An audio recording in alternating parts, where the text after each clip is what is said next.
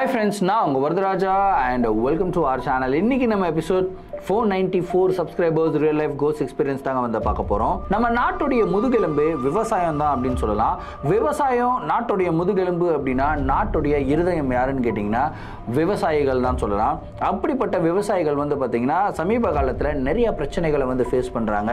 அப்படி அவங்க பிரச்சனைகளை ஃபேஸ் பண்ணாலும் அந்த பிரச்சனைகளை சமாளித்து அவங்க விவசாயம் பண்ணிக்கிட்டு தான் இருக்காங்க. நம்மளுடைய நாட்டுக்கும் வளர்ச்சி கொடுத்துக்கிட்டு தான் இருக்காங்க. ஆனால் அந்த விவசாயிகள் ஃபேஸ் பண்ணுற பிரச்சனை வந்து ஒரு அமானுஷமான பிரச்சனையாக இருந்தால் அப்போ அவங்களுடைய மனநிலைமை எப்படி இருக்குன்றதை மட்டும் கொஞ்சம் யோசிச்சு பாருங்க. நான் ஏன் இந்த கேள்வியை கேட்குறேன் அப்படின்னா இன்னைக்கு நீங்கள் பார்க்க போகிற நிகழ்வில் அப்படிப்பட்ட மிகவும் சுவாரஸ்யமான சம்பவம் தாங்க காத்துக்கிட்டு இருக்கு. இந்த சம்பவத்தை நீங்கள் பார்க்கறதுக்கு முன்னாடி நீங்கள் நம்ம சேனலுடைய புதிய பார்வையாளராக இருந்தாலும் சரி, இல்லைனா நம்மளுடைய சேனலை பார்த்துட்டு இருக்கீங்க, சப்ஸ்கிரைப் பண்ணாமல் பார்த்துட்டு இருக்கீங்க அப்படின்னா தயவுசெய்து சப்ஸ்கிரைப் பண்ணிக்கோங்க. கூடவே இருக்கிற பெல் ஐகானை கிளிக் பண்ணிக்கோங்க. அப்போ தான் நான் எவ்ரி ஆல்டர்னேட்டிவ் டே போடுற வீடியோ உங்களால் உடனே பார்க்க முடியும். இப்போ வாங்க ஸ்ட்ரைட்டாக வீடியோக்குள்ளே போகலாம்.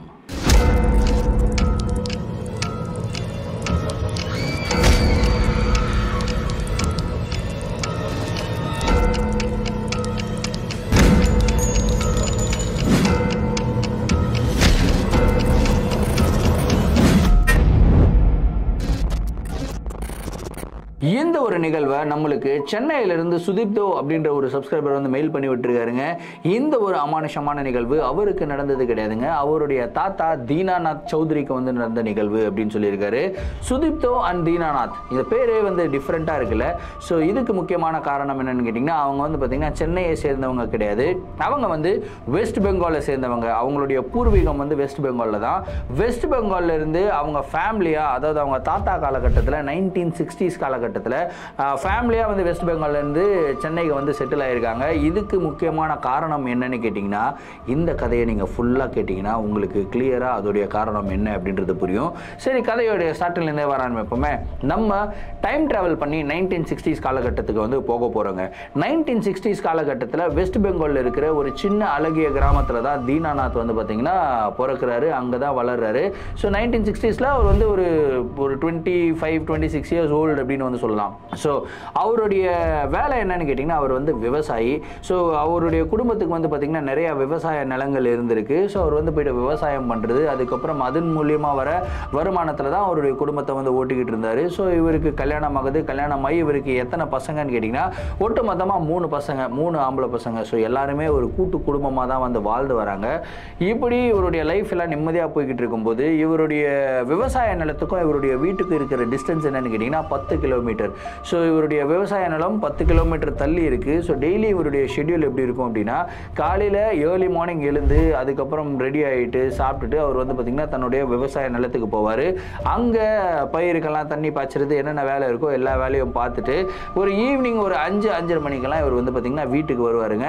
வீட்டுக்கு வந்த உடனே அவருடைய மெயின் என்டர்டெயின்மெண்ட்டுன்னு என்ன சொல்லலாம் அப்படின்னு கேட்டிங்கன்னா அவருடைய பசங்க கூட விளையாடுறது தான் அவருடைய என்டர்டெயின்மெண்ட்.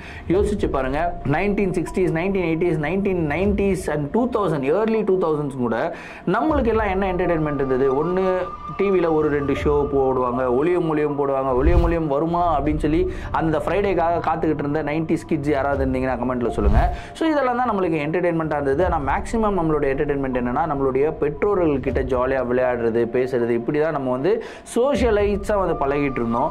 ஆனால் இப்போ இருக்கிற காலகட்டத்தை கொஞ்சம் யோசிச்சு பாருங்கள். நம்ம பசங்க பக்கத்திலே இருந்தாலும் பசங்க கையில் ஒரு ஃபோனு, நம்ம கையில் ஒரு ஃபோனு, 2 பேரும் ஃபோனில் தான் மூழ்கி இருக்கிறமே தவிர அந்த ஹியூமன் கனெக்ஷன் அப்படின்றது வந்து கொஞ்சம் கம்மியாகிட்டே வருது.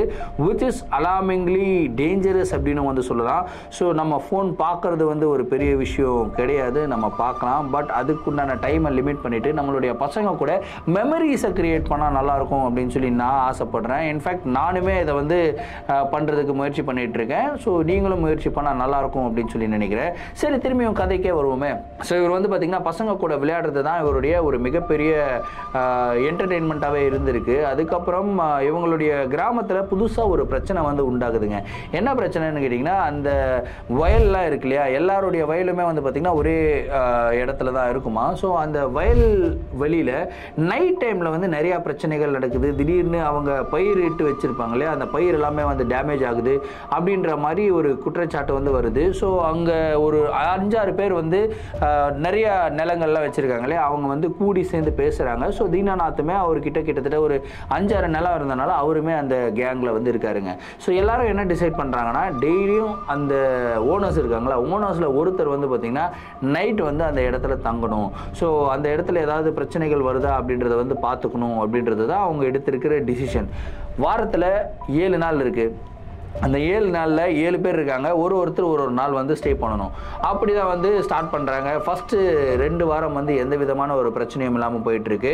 2 வாரம் கழித்து வந்து பார்த்திங்கன்னா இவர், அதாவது தீனாநாத்துக்கு 2வது தடவையாக வந்து அன்றைக்கி நைட்டு வயலில் தங்கணும் அப்படின்ற மாதிரி ஒரு ஷெட்யூல். ஸோ அவர் வந்து வீட்டுக்கு வர்றாரு. வீட்டுக்கு வந்து சாப்பிட்டுட்டு பசங்க கூட விளையாடிட்டு பசங்களை 7 மணிக்கெல்லாம் தூங்க வச்சுட்டாரு. தூங்க வச்சுட்டு இவர் வந்து கிளம்புறாருங்க. கரெக்டாக அந்த டைமில் வந்து பார்த்திங்கன்னா ஸ்ட்ரீட் லைட்லாம் எதுவும் கிடையாது, இருட்டாக தான் இருக்கும். ஸோ மேக்ஸிமம் டார்ச் லைட் இருக்கா இல்லை தீப்பந்தமான்னு தெரியல. ஸோ தீப்பந்தம்னே வச்சுப்போமே, ஏன்னா 1960s காலகட்டம். ஸோ தீப்பந்தத்தை எடுத்துகிட்டு இவர் வந்து பார்த்திங்கன்னா நடந்து போக ஆரம்பிக்கிறாரு. பொதுவாக இந்த வயலில் நைட்டு ஸ்டே பண்ணுறவங்க என்ன பண்ணுவாங்க அப்படின்னா, வீட்டுக்கு வர மாட்டாங்க. அதாவது வயலுக்கு போவாங்க, வேலை செய்வாங்க, அப்படியே ஈவினிங் வந்து அங்கேயே சாப்பிட்டுட்டு அப்படியே ஸ்டே பண்ணிடுவாங்க. இதுக்கு முக்கியமான காரணம் என்னன்னு கேட்டிங்கன்னா, எல்லாருடைய வீடுமே கிட்டத்தட்ட ஒரு 10 கிலோமீட்டர் டிஸ்டன்ஸில் இருக்குது. நம்பர் 1. நம்பர் 2 என்னென்னா, நைட் டைமில் அந்த பாதை இருக்கு இல்லையா, அதாவது வயல்வெளிக்கு போகிற பாதையை வந்து ரொம்பவும் பயங்கரமாக இருக்குமா. அந்த பாதையில் நிறைய அமானுஷமான சக்திகள் எல்லாம் சுற்றுது. அதுலேயும் குறிப்பாக நிறைய பேர் பிளாக் மேஜிக்லாம் ப்ராக்டிஸ் பண்ணுறாங்க. எதுக்கு எங்கே ப்ராக்டிஸ் பண்ணுறாங்கன்னு கேட்டிங்கன்னா, இந்த வயல்லாம் இருக்கு இல்லையா, வயலுக்கு பக்கத்தில் வந்து பார்த்திங்கன்னா ஒரு சின்னதாக ஒரு நீரோடை மாதிரி இருக்குங்க. அந்த நீரோடைக்கு அந்த சைடு வந்து பார்த்திங்கன்னா ஒரு சின்ன கிராமம் இருக்குது. அந்த கிராமத்தில் ஒட்டுமொத்தமாகவே 4 வீடு தான் இருக்குது. அந்த கிராமத்தில் இருந்த எல்லாருமே அந்த கிராமத்தை விட்டு காலி பண்ணிவிட்டு தீனாநாத்துடைய கிராமத்துக்கு வந்து வந்துடுறாங்க. இதுக்கு முக்கியமான காரணம் என்னென்னா, அந்த கிராமத்தில் ஒரு மிகப்பெரிய சுடுகாடு இருக்குங்க. சுடுகாடுனாவே கண்டிப்பாக இந்த அமானுஷமான சக்திகள் எல்லாம் இருக்கும். ஆனால் அந்த அமானுஷமான சக்திகளை தாண்டி அந்த சுடுகாட்டில் நிறைய பிளாக் மேஜிக் ப்ராக்டிஸ் எல்லாமே வந்து பண்ண ஆரம்பிச்சிருக்காங்க. ஸோ அந்த பிளாக் மேஜிக் ப்ராக்டிஸ் பண்ணுறதுனால அந்த கிராமத்தில் வாழ்ந்துட்டு இருந்த மக்கள் எல்லாருக்குமே நிறைய பிரச்சனைகள் வந்து வர ஆரம்பிச்சிருக்கு. அவங்களுடைய உடல் ரீதியாக பிரச்சனைகள் வர ஆரம்பிச்சிருக்கு, மன ரீதியாக வந்த பிரச்சனைகள் வர ஆரம்பிச்சிருக்கு. சரி, இதில் இருந்தாலும் விலகி போவோமே அப்படின்னு சொல்லிட்டு அந்த கிராமத்திலிருந்து எல்லாருமே காலி பண்ணிட்டு இந்த கிராமத்துக்கு வந்துட்டாங்க.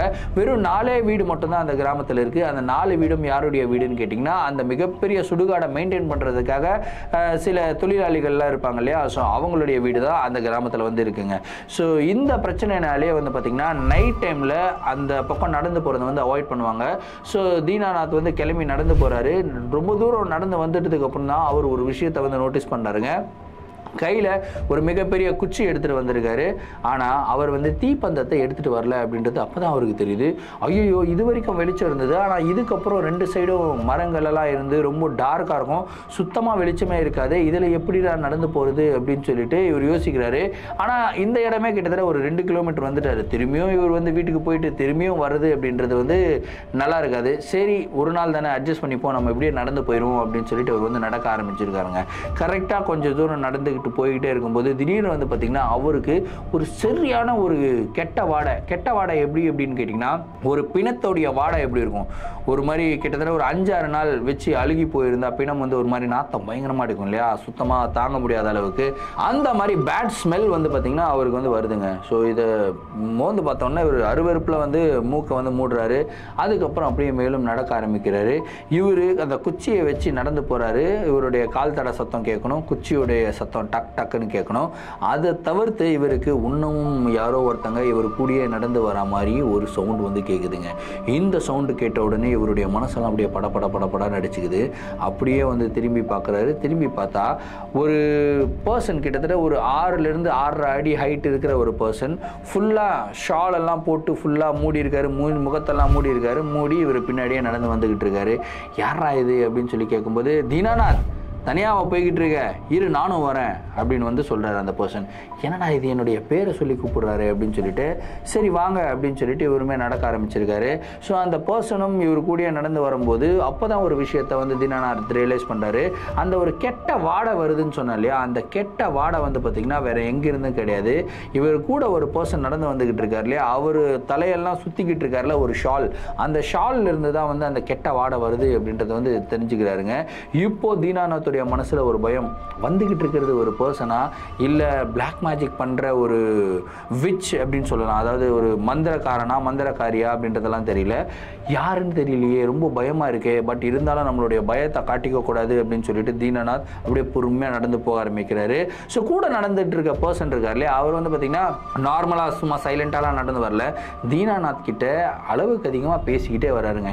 ஃபர்ஸ்ட் என்ன கேட்குறாரு அப்படின்னா, தீனாநாத் எனக்கு உன்னை தெரியும், ஆனால் உனக்கு என்ன தெரிஞ்சிருக்கா அப்படின்றது தெரியல, ஆனால் என்னுடைய ஷாலை ரிமூவ் பண்ணனா கண்டிப்பாக நான் யாருன்னு நீ கண்டுபிடிச்சிருவே அப்படின்றாரு.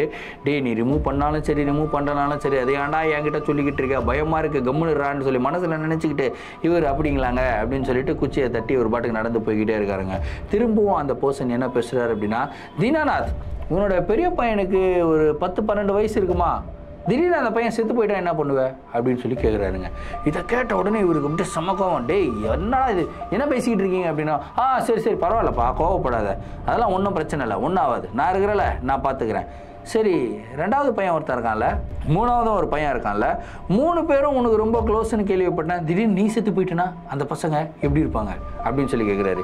என்னடா இது இவன் வந்ததுலேருந்து செத்து போயிட்டேன்னு சொல்லிக்கிட்டு இருக்கானே. சரி இப்படி ஒன்று வச்சுப்போமா, நீ வந்து உன்னுடைய நிலத்தில் வந்து விவசாயம் பண்ணிக்கிட்டு இருக்க நிலத்தை டோட்டலாக வந்து அழிஞ்சு போயிடுச்சுன்னு வச்சுப்போம், அதோடைய துக்கம் தாங்க முடியாமல் குடும்பமாக நீங்கள் எல்லாருமே செத்து போயிட்டீங்கன்னா என்ன பண்ணுவீங்க அப்படின்னு சொல்லி கேட்குறான். டேய் இது என்னால் பொறுமையாக இருக்க முடியலடா, இதுக்கப்புறம் சமக்கம் வருதுன்னு சொல்லிட்டு தீனாநாத் வந்து திரும்பி, இதை பார் நீ என்ன வேணால் பேசு, ஆனால் இந்த செத்து போகிறது இப்படி அப்படிலாம் பேசிக்கிட்டு இருந்தால் அவ்வளோதான், எனக்கு சமக்கம் வரும் காண்டாயிருவேன் அப்படின்னு சொல்லிட்டு திரும்பி ஒரு பாட்டுக்கு சைலண்டாக நடக்க ஆரம்பிச்சிருக்காரு. சரிப்பா கோவப்படாதப்பா, ஏன்ப்பா கோவப்பட்டுக்கிட்டு இருக்க, இப்படியே கோவப்பட்டுக்கிட்டு இருந்தா எப்படி, சரி வேற ஏதாவது பேசுவோம் அப்படின்னு சொல்கிறாரு. ஆனால் அதுக்கப்புறம் தீனாநாத் வந்து பார்த்திங்கன்னா இந்த பர்சன் பேசுகிறதுக்கு எந்த விதமான பதிலுமே கொடுக்கக்கூடாது அப்படின்ற ஒரு மென்டாலிட்டிக்கு வந்துட்டாரு. ஏன்னா இவருடைய மைண்டை டிஸ்டர்ப் பண்ணுற மாதிரியே அந்த பர்சன் வந்து பேசிக்கிட்டு இருக்காருங்க. அதுக்கப்புறம் அந்த பர்சன், தீனாநாத் நான் ஒரு கதை சொல்லட்டா, கதையில் உன்ன மாதிரியே ஒரு குடும்பம்ப்பா எங்கே இருந்ததுன்னு கேட்டினா, அந்த நீரோடை இருந்ததுல, நீரோடைக்கு அந்த பக்கம் இருக்கிற கிராமத்தில் வந்து இருந்தது. அந்த இடத்துலேருந்து அவங்க வந்து பார்த்திங்கன்னா ரொம்ப சந்தோஷமாக வாழ்ந்து வந்துக்கிட்டு இருக்கும்போது திடீர்னு என்ன மாதிரி ஒரு பர்சன் அவங்கள வந்து மீட் பண்ணுறாங்க. மீட் பண்ணதுக்கப்புறம் அந்த பர்சனுக்கு ஒரு வாய் சாப்பாடு கொடுக்கணும் அப்படின்னு சொல்லிட்டு சாப்பாடு கொடுக்குறாங்க. சாப்பாடு என்னமோ அந்த பர்சனுக்கு வந்து கொடுத்தாங்க. ஆனால் சாப்பாடு கொடுத்ததுக்கப்புறம் இவங்களுடைய சட்டியில் இருந்த சாப்பாடில் ஃபுல்லாக விஷம் கலந்துருச்சு. அதுக்கப்புறம் அந்த குடும்பமே இறந்து போயிட்டாங்கப்பா அப்படின்னு வந்து சொன்னதுக்கப்புறம் தான் தீனாநாத்துக்கு பயங்கரமான ஒரு பயம் உண்டாகுது. என்னடா இவன் வந்ததுலேருந்தே சாகிறது, குடும்பமே அழிஞ்சு போகிறது, இப்படியே வந்து பேசிக்கிட்டு இருக்கானே அப்படின்னு சொல்லிட்டு பயத்தோட அந்த பர்சனை திரும்பி பார்க்குறாப்புல. அப்போ தான் தீனாநாத் அந்த பர்சனுடைய கண்களை வந்து பார்க்குறாருங்க. கண்கள் பார்க்கறதுக்கு அப்படியே செக்கச்சவேர் இருந்திருக்கு. நார்மலான ஒரு மனிதனுடைய கண்கள் மாதிரி இல்லாமல் கண் எல்லாமே இவ்வளோ சைஸ் தான் இருக்கும். ஸோ அந்த பர்சனுக்கு வந்து கண்ணு மட்டும் இவ்வளோ பெருசாக இருக்குங்க. ஆனால் கண்ணு மேலே இருக்கிற இமைகள் இருக்குல்ல, இமைகள் மூடும் அப்படின்னு சொல்லுவாங்க இல்லையா, ஸோ அந்த இமைகள் வந்து இல்லவே இல்லை. இந்த ஒரு பாட்டு வந்து பார்த்திங்கன்னா அந்த பர்சனுக்கு வந்து இல்லைங்க, வெறும் கண்ணு மட்டும் தாங்க இருக்குது. இதை பார்த்த உடனே இவர் வந்து பயந்துடுறாரு. அப்போ தான் இவர் ரியலைஸ் பண்ணுறாரு, இவர் கூட வந்துகிட்டு இருக்கிறது சாதாரணமான ஒரு பர்சன் இல்லை, ஒன்று ஒரு பேயாக இருக்கணும், இல்லைனா ஏதாவது பிளாக் மேஜிக் பண்ணுற ஒரு பர்சனாக இருக்கணும். பிளாக் மேஜிக் பண்ணி இவங்களுடைய ஃபேமிலியை வந்து ஏதாவது பண்ணணும் அப்படின்னு சொல்லி திங்க் பண்ணிக்கிட்டு இருக்க மாதிரி ஒரு பர்சனாக இருக்கணும் அப்படின்னு சொல்லிட்டு, சரி எது இருந்தாலும் என்கிட்ட பேசாத, நான் பாட்டுக்கு நடந்து போகிறேன், சைலண்டாக வாயா கூட அப்படின்னு சொல்லிட்டு இவர் பாட்டுக்கு நடந்து போய்கிட்டே இருக்காருங்க. அதுக்கப்புறம் கூட அந்த ஒரு பர்சன் திரும்ப பேசிக்கிட்டே இருக்காரு. திடீர்னு பேசிக்கிட்டே இருக்கும்போது இன்னும் அந்த செத்து போன பிணத்துடைய வாடை இருக்கு இல்லையா, அந்த வாடை வந்து பார்த்திங்கன்னா அளவுக்கு அதிகமாக வர ஆரம்பிக்குது. இவரால் தாங்கவே முடியல. ஸோ இவருமே வந்து பார்த்திங்கன்னா ஒரு சின்னதாக ஒரு டவல் மாதிரி வச்சுருக்காருங்க. அந்த டவலை எடுத்து மூக்கெல்லாம் ஃபுல்லாக இறுக்கி கட்டிக்கிறாரு. பரவாயில்ல தீனாநாத், என்ன மாதிரியே வந்துட்டு போல இருக்கு, நானும் இப்படி தான் மூக்கை சுற்றி ஷால் போட்டுக்கிட்டு இருக்கேன், நீயும் வந்துட்ட, கூடி சீக்கிரம் என்னுடைய நிலைமைக்கு நீயும் வந்துடுவ அப்படின்னு வந்து சொல்கிறாரு. இந்த ஒரு வார்த்தையை கேட்ட உடனே தீனாநாத்துடைய மனசெல்லாம் அப்படியே பயங்கரமாக பதற ஆரம்பிக்குது. அதுக்கப்புறம் இவர் சாமியை கும்பிட்டு அந்த இடத்துல இருந்து வேகமாக ஓட ஆரம்பிக்கிறாருங்க. இவர் ஓடுறாரு, தீனாநாத் எங்கே ஓடுவேன், எங்கே ஓடுனாலும் உன்னை விட மாட்டேன், உன் கூடையே தான் நான் இருப்பேன், உன்னை கூட்டிகிட்டு போகிற வரைக்கும் விட மாட்டேன், இன்ஃபேக்ட் உன்னை மட்டும் கிடையாது உன் குடும்பத்தை எல்லாரையும் கூட்டிகிட்டு போகிறேன் அப்படின்னு வந்து சொல்கிறாரு. இவர் பயத்தில் வந்து குருன்னு ஓடுறாரு. இவர் ஓடுற சவுண்ட் வந்து இவருக்கு மட்டும்தான் கேட்கணும். ஆனால் இவர் ஓடுற சவுண்டு மட்டும் இல்லாமல் இவர் பின்னாடி யாரோ ஓடி வராங்க, அந்த சவுண்டுமே கேட்குது. இவர் ஓட என்ன யோசிக்கிறாருன்னா, ஐயோ அந்த ஒரு பர்சன், அதாவது ஒரு பேயா என்னன்னு தெரில, நம்ம கூட தான் இருக்குது, நம்ம கூட பின்னாடியே தான் ஓடி வந்துக்கிட்டு இருக்கு, நம்மளுக்கும் அந்த பேய்க்கும் எவ்வளோ டிஸ்டன்ஸ் இருக்குது அப்படின்னு சொல்லி தெரிஞ்சுக்கிறதுக்காக தீனாநாத் தீனாநாத் வந்து அப்படி லைட்டாக திரும்பி பார்க்குறாருங்க. திரும்பி பார்த்தவர் அப்படியே பயங்கரமாக டகடகடகடன்னு ஆடுறாரு. ஏன்னு கேட்டிங்கன்னா அந்த ஒரு அமானுஷம் வந்து இவர் கூட நடந்து வந்துக்கிட்டு இருந்தது இல்லையா, நார்மலாக ஒரு 6 அடி அப்படி தான் இருந்ததுங்க. ஆனால் இப்போ திரும்பி பார்க்கும்போது கிட்டத்தட்ட 11-12 அடி ஹைட்டுக்கு வந்திருக்குங்க. அந்த ஷால்கெல்லாம் ரிமூவ் ஆகிடுச்சு. அப்படியே அந்த அமானுஷத்துடைய முகம் வந்து பார்த்திங்கன்னா ரொம்ப அடிபட்டு அழுகி போன நிலையில் வந்து இருக்கு. அதோடைய உடம்பு அப்படின்றத வந்து பார்க்குறாரு. கால்கள் வந்து அப்படியே பின்னோக்கி திரும்பி இருக்குங்க. அதாவது இடுப்பு பகுதிக்கு கீழே வந்து பார்த்திங்கன்னா அப்படியே திரும்பி இருக்கு. பாடி வந்து ஃப்ரண்ட்டில் இருக்குது. ஸோ இந்த மாதிரி வந்து ஒரு உருவத்தை பார்க்குறாரு. அதுலேயும் குறிப்பாக அந்த பாடி இருக்குல்ல, பாடியில் வந்து ஸ்கெலிட்டனுக்கு எப்படி எலும்பெல்லாம் தெரியுமோ, எலும்பு மட்டும்தான் தெரியுமோ, அந்த மாதிரி எலும்பு மட்டும்தாங்க தெரியுது. இந்த மாதிரி ஒரு உருவத்தை பார்த்த உடனே இவரால் எப்படி ஸ்பீடை கண்ட்ரோல் பண்ண முடியும்? செம்ம ஸ்பீடாக ஓடுறாரு. ஓடும்போது இவர் வந்து பார்த்திங்கன்னா ஒரு மிகப்பெரிய ஹனுமார் பக்தர்னு சொல்லியிருக்காரு. ஸோ ஹனுமான் சலீசா அப்படின்னு சொல்லுவாங்க. ஸோ அந்த ஹனுமான் சலீசாவை பாடிக்கிட்டே இவர் வந்து ஓடிக்கிட்டே இருக்காரு. கிட்டத்தட்ட ஒரு 1/4 மணி நேரம் செம்ம ஸ்பீடாக ஓடுறாரு. ரொம்ப டயர்டாகுது. ஓடி மூச்சு வாங்கி அப்படியே வந்து வாந்தி வந்து மயக்கம் போட்டு கீழே விழுகிற லெவலுக்கு வந்து போயிடுறாரு. ஃபைனலாக இவருடைய விவசாய நிலம் வந்து இவருடைய கண்ணுக்கு முன்னாடி தெரியுதுங்க. விவசாய நிலத்தில் ஒரு சின்னதாக ஒரு கூடாரம் மாதிரி அமைச்சிருக்காரு. அந்த கூடாரத்துக்குள்ளே போயிட்டாருன்னா இவர் சேஃப் அப்படின்றது இவருக்கு தெரியும். ஏன்னா அந்த கூடாரத்துக்குள்ளே இவர் வந்து பார்த்திங்கன்னா ஒரு ஹனுமானுடைய சிலையெல்லாம் வச்சு பூஜையெல்லாம் பண்ணி அந்த இடமே வந்து பயங்கர பாசிட்டிவாக பண்ணி வச்சிருக்காரு. ஸோ கண்டிப்பாக ஹனுமான் வந்து காப்பாற்றுவார் அப்படின்ற ஒரு நம்பிக்கை வந்து இவருக்கு இருந்திருக்கு. கடகடன்னு ஓடுறாரு. ஃபாஸ்ட்டாக ஓடி போய் அந்த கூடாரத்துக்குள்ளே போயிடுறாருங்க. கூடாரத்துக்குள்ளே போனதுக்கப்புறம் கூட அந்த ஒரு அமானுஷம் வந்து பார்த்திங்கன்னா அவருடைய விவசாய நிலம் இருக்கு இல்லையா, அந்த விவசாய நிலத்தில் அப்படியே நின்றுக்கிட்டு இருக்குங்க. கிட்டத்தட்ட 11-12 அடி ஹைட்டில் அப்படியே நின்றுக்கிட்டு இருக்கு. நின்றுக்கிட்டு தீனாநாத்தையே பார்த்து முறைச்சு பார்த்துக்கிட்டு இருக்கு. சிரிக்குது. அதுக்கப்புறம் நீ தப்பிச்சிட்டேன்னு நினைக்கிறியா? நீ என்னை விட்டு எப்படி போவ, என்னை தாண்டி எப்படி போவேன்றதை நான் பார்க்குறேன். இங்கே தான் நான் இருக்கிறேன். உன்னை நான் கீழே வர வைப்பேன். பார்க்குறியா அப்படின்னு சொல்லிட்டு பயங்கர சேலஞ்ச் எல்லாம் பண்ணிக்கிட்டு இருக்கு. இதை சொல்லும் போது எனக்கு பயங்கரமாக புல்லரிக்குதுங்க. ஸோ இந்த மாதிரி சேலஞ்ச் எல்லாம் பண்ணிக்கிட்டு இருக்கும்போது இவருக்கு அப்படியே பயத்தில் அழுகிறாரு. சாமி கும்பிட்டுக்கிட்டே இருக்காரு. அந்த ஹனுமான் சிலை இருக்குல்ல, அந்த ஹனுமான் சிலையை கட்டி பிடிச்சிக்கிட்டு தீனாநாத் வந்து உட்காந்துக்கிட்டு இருக்காரு. இந்த நிலம் என்னுடையது. அந்த கிராமம் எப்படி காலியாச்சோ அதே மாதிரி இந்த கிராமத்தையும் நான் காலி பண்ணுவேன். உங்கள் எல்லாரையும் காலி பண்ணி அடித்து துரத்தி இந்த நிலத்தையும் நான் வந்து அபகரிப்பேன் அப்படின்னு சொல்லிட்டு பயங்கர ஆக்ரோஷமாக அந்த ஒரு அமானுஷம் வந்து கத்திக்கிட்டு இருக்குங்க. ஸோ இந்த சவுண்டெல்லாம் கேட்ட உடனே பயத்தில் இவர் வந்து பார்த்திங்கன்னா நடுங்கிட்டு ஹனுமான் சலீசா படிச்சுக்கிட்டே இருக்காரு. அப்போ தான் இவர் ஒரு விஷயத்தை வந்து ரியலைஸ் பண்ணுறாரு. இந்த பொதுவாக இந்த அமானுஷங்கள்லாம் இருக்கு இல்லையா, இந்த நெருப்பை கண்டா பயப்படும் அப்படின்ற ஒரு லாஜிக் வந்து அவங்க வச்சுட்டு இருந்திருக்காங்க. ஸோ அவங்க ஊரில் என்ன சொல்லுவாங்க அப்படின்னா, இந்த நெருப்பெல்லாம் வந்து கொளுத்தி விட்டுட்டா அந்த நெருப்பு இருக்கிற இடத்துல அமானுஷங்கள் வந்து வராது. இன்ஃபேக்ட் ரொம்ப நேரம் அந்த இடத்துல இருக்க முடியாது. அந்த அமானுஷங்கள் வந்து நகர்ந்து போயிடும் அப்படின்னு வந்து சொல்லுவாங்க. ஸோ இது ஞாபகம் வந்து தீனாநாத் என்ன பண்ணுறாரு அப்படின்னா, அவருடைய கூடாரத்தில் வந்து நிறைய கட்டைகள் எல்லாம் வச்சிருக்காருங்க. கட்டையெல்லாம் தூக்கி கீழே போடுறாருங்க. அதுக்கப்புறம் வந்து கெரோசின்லாம் இருக்கும். கெரோசின்லாம் ஊற்றி அந்த கட்டையை வந்து கொளுத்தி விடுறாருங்க. கட்டை வந்து அப்படியே தகன்னு தீயா வந்து எரியுது. தீயா எரிஞ்சுக்கிட்டு இருக்கும்போது, ஏய் நிறுத்துறா தீனாநாத், நிறுத்துறா, அதை பண்ணாதரா அப்படின்ற மாதிரி அந்த அமானுஷம் வந்து கத்திக்கிட்டு இருக்கு.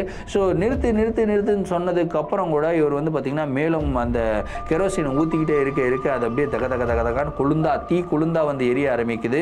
அடுத்த 5 நிமிஷத்தில் வந்து பார்த்தீங்கன்னா அந்த இடத்துல ஒரு பயங்கர கதறல் சவுண்டு எப்படின்னு கேட்டிங்கன்னா, யாராவது ஒருத்தங்களை வந்து ஓங்கி அடித்தா ஐயோ அப்படின்னு கத்துவாங்க இல்லையா, அந்த மாதிரி ஒரு கதறல் சவுண்டு. அந்த கதறல் சவுண்டை இவருடைய காதுகளில் கேட்கவே முடியல அப்படின்னு சொல்லலாம். அந்த அளவுக்கு ஒரு கதறல் சவுண்டை கேட்டிருக்காருங்க. கேட்டதுக்கப்புறம் ஒரு 5 நிமிஷம் கழித்து அப்படியே பார்க்குறாரு. பார்த்தா அந்த அமானுஷம் அந்த இடத்துல இல்லை. இப்போ அந்த அமானுஷம் எங்கே இருக்குன்னு கேட்டிங்கன்னா, அந்த நீரோடை இருக்குல்ல, கரெக்டாக தீனாநாத்துடைய வயலுக்கு பின்னாடி இருக்கிற நீரோடைக்கு அந்த சைடு வந்து பார்த்திங்கன்னா சுடுகாடு இருக்குது.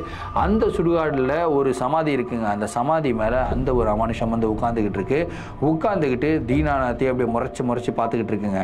ஸோ அன்றைக்கி நைட்டு முழுவதும் வந்து பார்த்திங்கன்னா தீனாநாத் அந்த கூடாரத்தில் உட்காந்துருக்காரு. அந்த அமானுஷத்தை பார்த்துக்கிட்டே இருக்காரு. இப்போ இவருடைய பயம் என்னன்னு கேட்டிங்கன்னா, அந்த உருவம் சொன்ன ஒரு விஷயம்தான், உன்னுடைய குடும்பத்தையே நான் காலி பண்ணுவேன் அப்படின்ற ஒரு விஷயம் வந்து சொல்லிச்சு இல்லையா. இந்த ஒரு விஷயத்தை கேள்விப்பட்ட உடனே இவர் வந்து பயத்தில், இதுக்கப்புறம் நம்மளுக்கு இந்த கிராமமே வேணாம், இன்ஃபேக்ட் இந்த ஊரே வேணாம், இந்த ஸ்டேட்டே வேணாம், நம்ம ஸ்டேட்டே மாற்றிட்டு போயிடுவோம் அப்படின்னு சொல்லிட்டு அவர் என்ன பண்ணுறாருன்னா, அவருடைய சொந்தக்காரங்களுக்கே அவருடைய நிலத்தெல்லாம் விற்கிறாரு. விற்றுட்டு வந்த காசை வச்சுக்கிட்டு அவர் எங்கே வர்றாருன்னு கேட்டிங்கன்னா, ஸ்ட்ரெயிட்டாக அங்கேருந்து கிளம்பி நம்மளுடைய தமிழ்நாட்டுக்கு வந்துட்டார். நம்மளுடைய சென்னை மாநகரத்துக்கு வந்துடுறாருங்க. ஏன்னா டோட்டலாக டிஃப்ரெண்ட்டான ஒரு ஏரியாவுக்கு போயிடணும், நம்ம யாருன்னு யாருக்குமே தெரியக்கூடாது, அந்த மாதிரி ஒரு ஏரியாவில் போயிட்டு நம்ம வாழணும் அப்படின்னு சொல்லிட்டு அங்கேருந்து இங்கே வந்துருக்காரு. வந்திருக்காங்க.